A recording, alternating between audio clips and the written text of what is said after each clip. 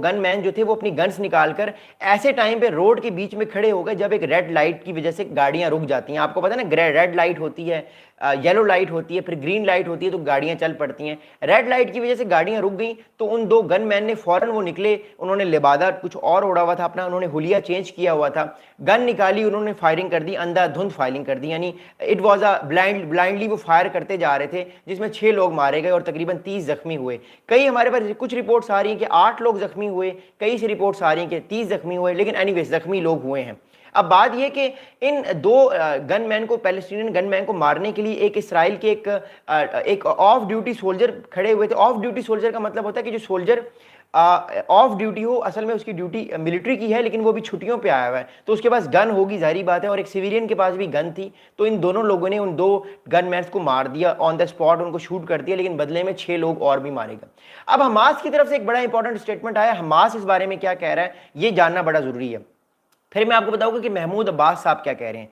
Hamas जो है, Hamas ने जो अभी तक इस ग्रुप की जो है वो रिस्पॉन्सिबिलिटी क्लेम नहीं की। हमास ने ये नहीं कहा ये अटैक हमास ने कराया है, लेकिन हमास ने एक स्टेटमेंट दिया है कि Hamas praised what it called the heroic and exceptional operation by 2 Palestinian resistance fighters।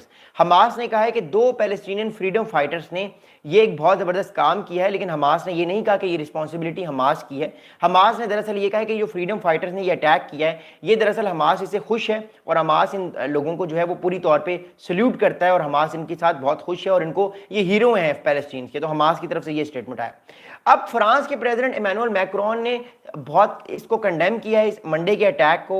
उन्होंने कहा है कि he strongly condemn the terrorist attack. इस टेररिस्ट अटैक को जो है वो फ्रांस के प्रेसिडेंट इमैनुअल मैक्रोन ने कंडेम किया है, स्ट्रिक्टली कंडेम किया है। फिर उसके अलावा यूनाइटेड किंगडम की एक फॉरेन सेक्रेटरी है, इनका नाम है यूवेटी कूपर। यूवेटी कूपर ने भी जो है वो कहा है कि this attack was horrified by the she was horrified by the terrorist attack, यानी वो इस अटैक से डर गई हैं। मतलब उन्होंने भी इस अटैक को कंडेम किया है और कहा है कि ये अटैक सही नहीं हुआ, ये अटैक गलत हुआ है, एंड दैट्स वाई उन्होंने इसको कंडेम किया, स्ट्रांगली कंडेम किया।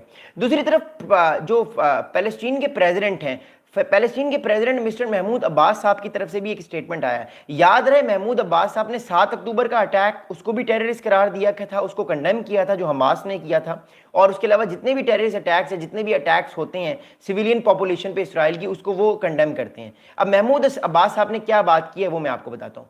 महमूद अब्बास साहब ने कहा कि that his firm position is rejecting and condemning any targeting of Palestinians and Israeli civilians, and he denounced all form of violence and terrorism regardless of their source।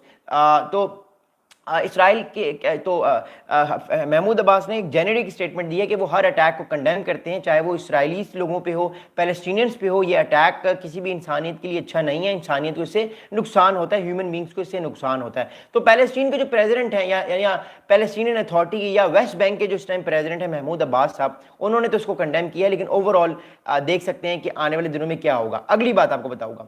अगली बात यह है कि अब प्रॉब्लम क्या आ रहा है। देखिए प्रॉब्लम ये आ रहा है कि हमारे पास पिछले कुछ दिनों से खबरें ये आ रही हैं कि इसराइल कुछ दिनों में वेस्ट बैंक को एनेक्स कर देगा, यानी जो वेस्ट बैंक वाला सारा इलाका है उसको वो एनेक्स कर देगा, जिसकी आबादी 5 मिलियन है। अब वेस्ट बैंक की आबादी 5 मिलियन है, अगर वेस्ट बैंक को इसराइल एनेक्स कर लेगा तो पूरी दुनिया से कंडेमनेशन आएगी। लेकिन इसराइल को ये एडवांटेज होगा कि इसराइल जो है वो पूरे के पूरे पैलेस्टीन का जो मैप है उसको मिटा सकता है।